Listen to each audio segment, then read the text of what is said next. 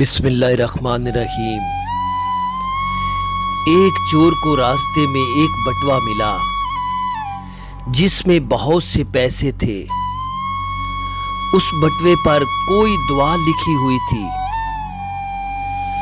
اور ایک خانے میں بٹوے کے مالک کا نام اور پتہ بھی رکھا ہوا تھا۔ چور نے وہ بٹوا بالکل اسی طرح اس کے مالک کے حوالے کر دیا۔ اس شخص نے چور سے پوچھا کہ تم آرام سے یہ پیسے رکھ سکتے تھے تو واپس کیسے کر دیے؟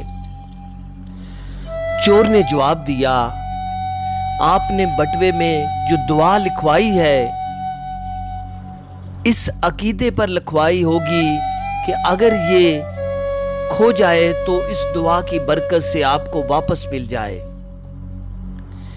میں چور ضرور ہوں لیکن مال و دولت کا کسی کا عقیدہ چوری نہیں کر سکتا۔